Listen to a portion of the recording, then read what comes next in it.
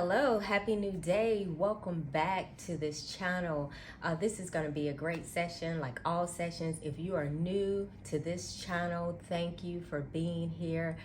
Just want to tell you what we do here is, basically I share my truths around finances. I show how you can take corporate strategies and apply them to your financial life so you can win like these big corporations that are out here. So if that's something that interests you, definitely subscribe, stay tuned. And for those that have been here with me over the months, thank you as well. So let's get started. Today, just want to talk about a couple things. As you know, if you've been in these sessions, really I just come and I share my truths, what's on my heart. And one of the things I wanted to talk about was the emergency fund. Being that I saw that right now, and I see this a lot, and maybe you see it as well. Our country, we're in a financial crisis, and what I know is that most people are, are at least based on statistics, 60% of the people in America are living paycheck to paycheck. So when we look at it, I know that most people, if they are, then they are 1 to 2 emergencies away from drowning financially. So how can you, I never want to pose a problem without a solution. So one of the ways is just having an emergency fund. And I know just depending on where you are, if you're in a great financial situation, then you probably already have an emergency fund and you probably can fast forward to the next topic. But if you're not, let's say you're part of that 60% and you're part of the paycheck to paycheck cycle and you're really trying to proclaim your life financially and get things in order, then it's important to have an emergency fund. See, what I know, first I just want to talk about what emergency fund is, the purpose of it. Then I want to talk about how you set one up, because emergency funds are unique to each individual. And then thirdly, just want to close with, just really selling it to you why having an adequate emergency fund is so important, especially in the financial climate that we are currently in. So let's get started. Number one, the purpose of having an emergency fund. Well, I will say this: emergencies are common to all of us, including myself.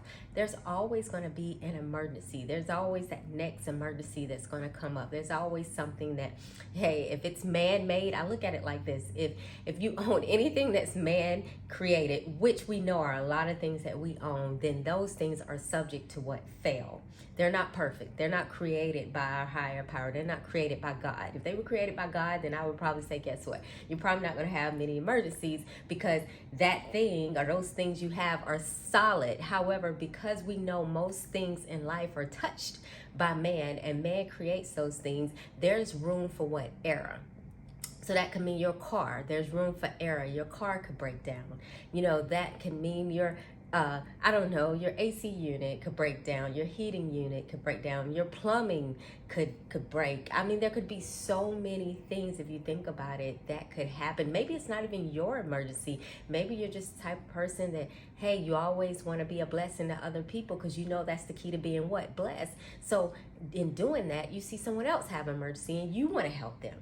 And you want to, and you really, and sometimes often when you're in that 60% cycle of living paycheck to paycheck, most people can't make a decision with their heart. They have to make a decision with their pocket and say they don't have enough to even help someone else. So how do you get that in order? Is by having an emergency fund, not just any emergency fund, an adequate emergency fund. So when I look at emergency funds, I know that in a good economy, and when I say good economy, a fairly decent economy, you probably want to have anywhere from, let's say, I don't know, maybe 3 to 6 months worth of monthly expenses, your monthly expenses tucked away, saved. Now, of course, you have to get with your financial advisor and decide what type of, where this emergency fund should be placed, But for the sake of this session, I would just say, just have it.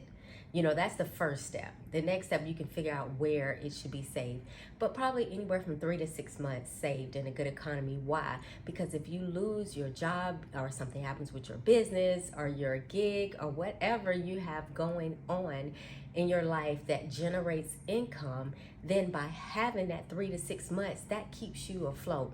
That keeps you from, now not losing anything. That keeps you from now continuing your financial plan because you have something, you have a cushion. However, in a not so good economy, right? You may say that's probably where we are right now.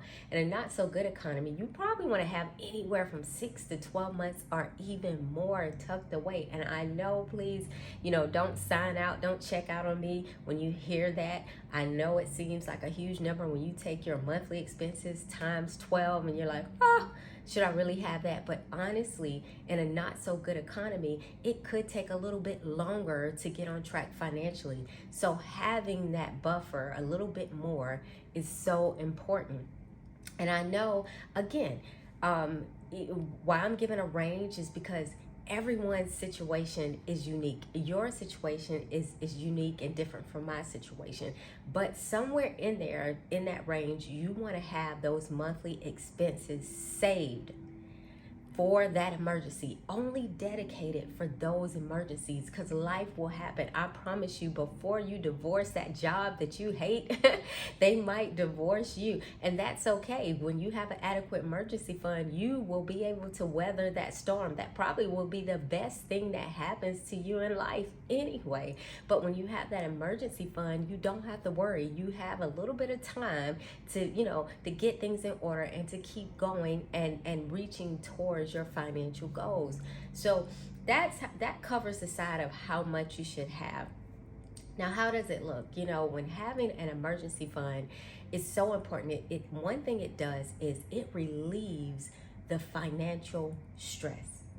And I'm telling you, I know you've heard it before, your health is wealth. Being healthy, mind, body, and soul is so important. But right now we live in a world where heart disease is number one. It's the number one killer. And we know heart disease is mostly attributed to what? Stress. And we know that stress there's a lot of things that stress people out or stress us out in life, but we know a lot of it is the financial piece of it. So just having an emergency fund, it puts you in it already puts you in a wealth mindset. And that's what you want, because when you're a part of these sessions, you're trying to grow not just your income, you're trying to grow your mindset. You're trying to create a wealthy mindset. And by doing that, having an emergency fund, what that does is it just provides that financial cushion that you need. And that's why it's so important to have it. And then number two, what it does is now it puts you in a position where no one can really put their thumb on you. Especially, I must add this, if you have that emergency fund and you are debt free. If you've been a part of these sessions, I am an advocate. I am a true advocate for debt freedom. I'm not a believer in being enslaved to interest. I'm not a believer in allowing anything to entrap you, to enslave you month after month, week after week, year after year. And I see that debt does that. Having consumer debt, it really controls a lot of people. So saying that, I just want to tell you that, if you have that emergency fund and you are debt free, you are winner, just like these corporations. So if anything happens in your business, anything happens with your job, anything happens with whatever way that you generate your source of income, you can truly weather the storm and not even flinch about it. And that's so important. So imperative.